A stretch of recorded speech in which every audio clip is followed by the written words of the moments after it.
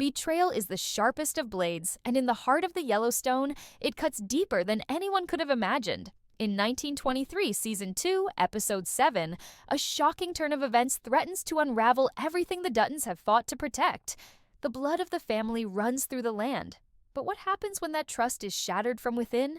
Spencer Dutton returns to his family, but the moment he sets foot on the ranch, everything he fought for begins to slip away. A deadly game is unfolding, one where the enemies aren't just outside the gates, they're standing within. The moment Spencer Dutton steps back onto Montana soil, he's met with a land that no longer feels like home. The familiar gates of the Yellowstone Ranch stand tall before him, but instead of comfort, he senses a tension in the air, something he can't quite place. The ranch is still, as if holding its breath, waiting for something inevitable to happen. He's returned after years of hardship, scars of a brutal journey marked across his soul, but the reunion he imagined, the moment of triumph, the embrace of family, is nowhere to be found. The gates open before him, yet instead of joy, there's a creeping unease that wraps around him like a cold wind. The Yellowstone Ranch has always been more than just land to the Duttons. It's their legacy, their bloodline, their last stand against a world that wants to strip everything away. Jacob Dutton, hardened by years of battle and loss, stands watch over it all, but even he feels the weight of what's to come. With Spencer's return, the hope that maybe, just maybe, they could rebuild starts to shimmer. But even as Spencer feels that flicker of hope in his chest, he has no idea that his return has set in motion a chain of events that will lead to his family's greatest threat. At the heart of the family, Kara Dutton, the unwavering matriarch, senses the shift. She's always been the one to hold the family together, to guide them through the storms. For weeks, she's worked tirelessly, trying to heal the rift in the family, trying to piece back together the broken remains of what they once were. But with Spencer's return, everything she's fought for is about to be tested in ways she never expected. Her sharp eyes have noticed the subtle changes, the whispers in the barn, the strange movements in the fields, the feeling that something is off, yet no one can put their finger on it. The ranch hands are uneasy, casting sidelong glances at Spencer, questioning his loyalty, wondering what ghosts follow him. They've heard the rumors, seen the scars of the war he fought, but they don't know him the way they once did.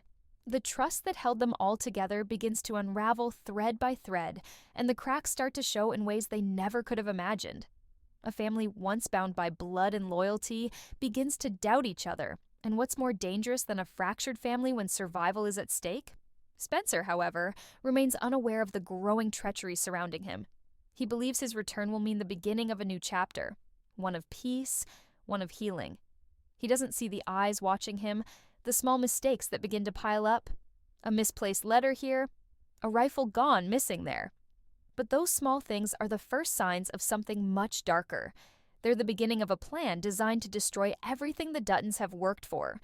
Someone is playing the long game, carefully eroding the very foundation the family stands on. As Spencer makes his way deeper into the heart of the ranch, it becomes clear that the enemies he's fought across the plains are not the ones he needs to fear now. The real threat is far closer than he ever imagined. Inside the walls of the ranch, someone has already made their move, feeding information to the enemy. And the one pulling the strings? Banner Creighton, a man who has hated the Duttons for years, a man who knows that brute force won't take them down. No, betrayal is the weapon that will do it. And with it, he's found the perfect pawn, someone close to the family, someone no one would suspect. The ranch's enemies outside the gates grow bolder, but it's the enemies within that pose the greatest danger. The Duttons are fighting a battle on two fronts now, one from the land they've always called home, and another from someone within their own walls. The moment Spencer arrived, he unknowingly walked straight into a trap, a carefully laid snare meant to tear the family apart. Meanwhile, in the shadows, Creighton watches with patience. He knows the time for a direct assault is not yet ripe.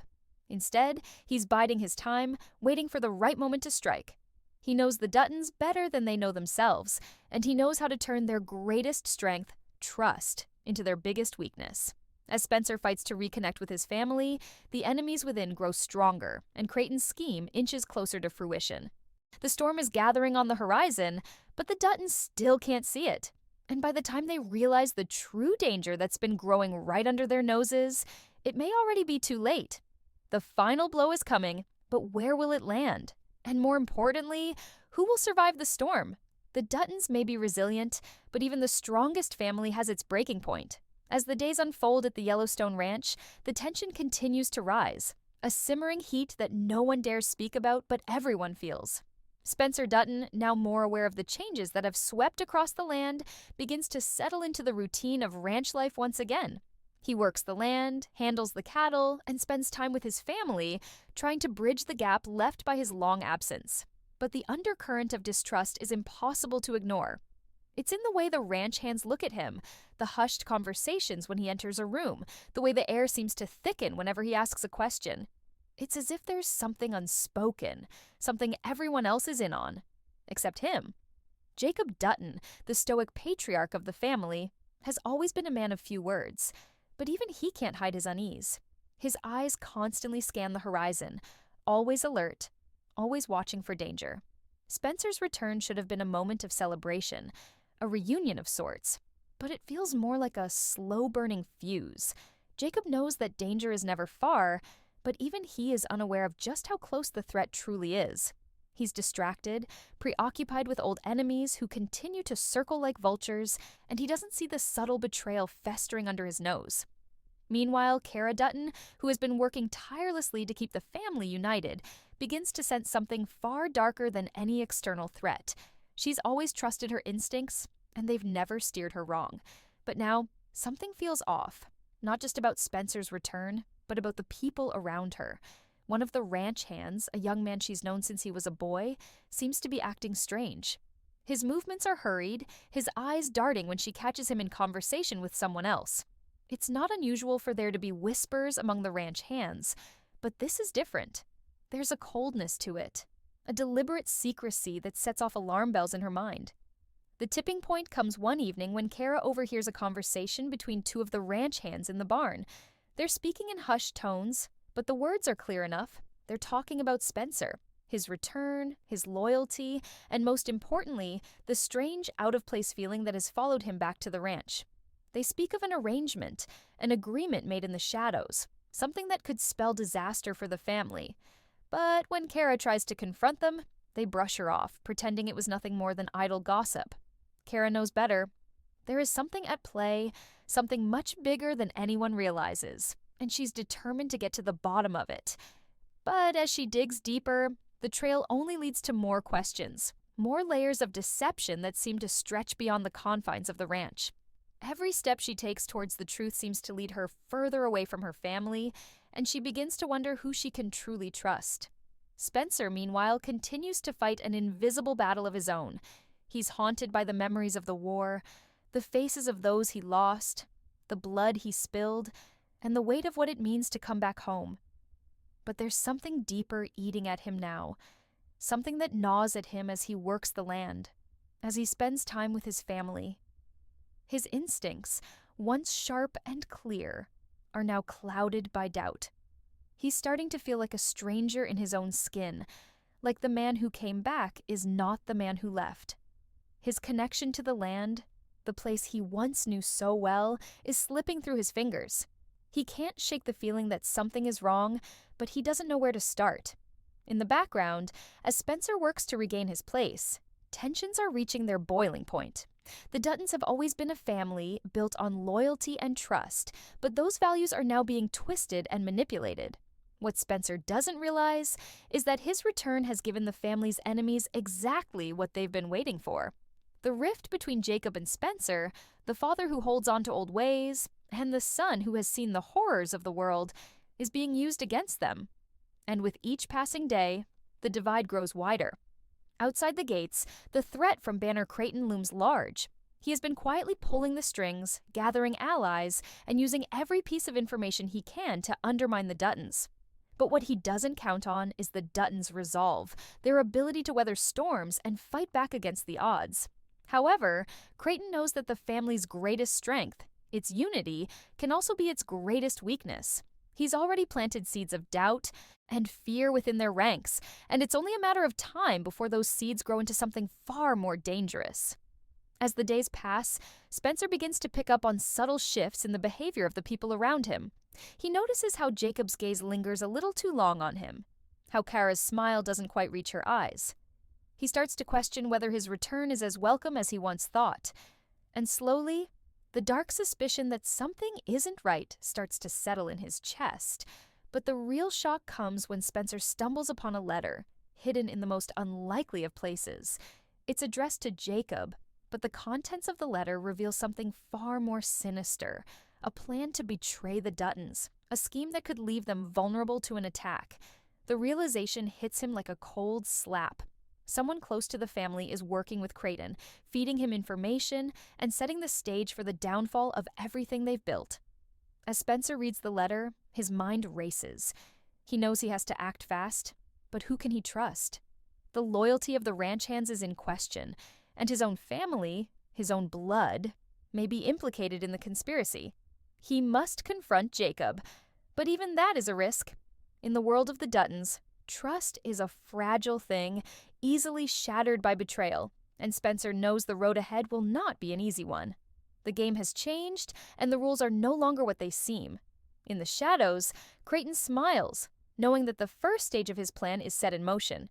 He's played his cards well, but he knows the real battle is just beginning. And the Duttons? They have no idea what's coming next. The betrayal begins to take shape, and with every passing hour, the tension on the Yellowstone Ranch becomes more palpable.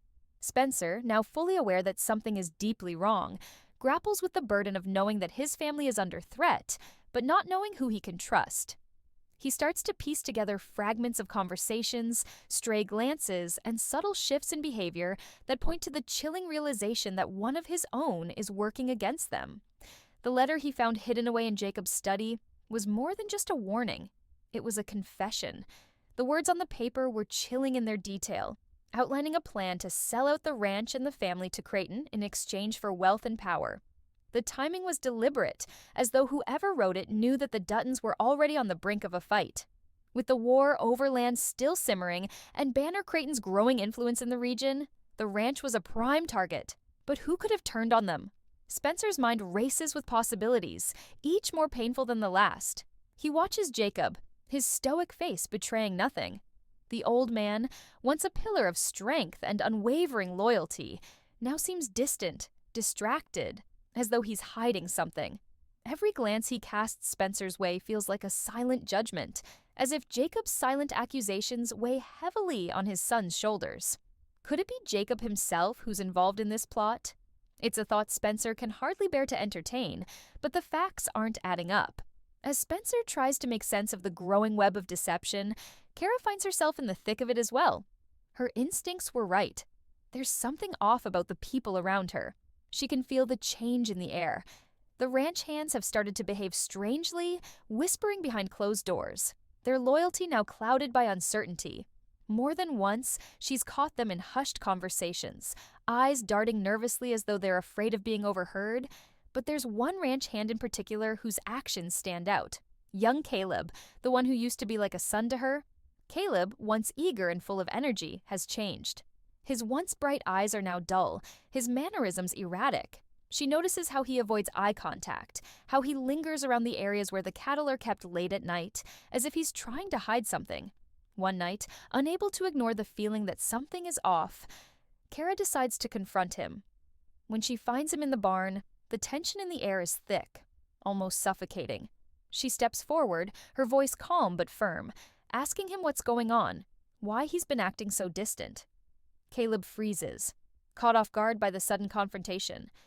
He stammers, claiming that everything is fine, that he's just been overworked, stressed. But Kara isn't fooled. She sees the tremor in his hand, the way his gaze flickers to the shadows, and she knows there's more to the story. She presses him harder, her tone demanding the truth, and finally, Caleb cracks. In a hushed whisper, he tells her of the secret meetings, of the promises made to Creighton in exchange for a cut of the riches he promises. The weight of his confession hits Kara like a hammer. Her worst fears have been realized. Caleb, someone she'd trusted, has been feeding Creighton information, playing both sides for his own gain. But Caleb's confession doesn't end there. He tells her that he isn't the only one. The betrayal runs deeper than anyone could have imagined. There are others involved, and they've all been working in the shadows, undermining the Duttons' every move. Kara's heart sinks as she realizes the scale of the conspiracy. The people closest to them, the ones they've trusted, have been secretly plotting against them all along. Still, there's a glimmer of hope. Caleb reveals that there's still a chance to stop the plan, that there are cracks forming in Creighton's alliance. But that opportunity is fleeting. Kara knows that time is running out. She must act fast, but who can she turn to? The trust that once bound the Duttons together has been shattered, and now they find themselves isolated, vulnerable, with enemies both inside and outside the family. Meanwhile, Spencer is on his own path toward the truth. The discovery of the letter wasn't enough. He needs more answers. He starts questioning the ranch hands, pulling them aside one by one, trying to gauge their loyalty. Each conversation leaves him feeling more uneasy than the last. The lies, the half-truths, they're all adding up. Spencer's suspicions grow, and he knows that there is only one person who can give him the answers he's searching for: Jacob. But when Spencer finally confronts his father, the conversation doesn't go as he expected.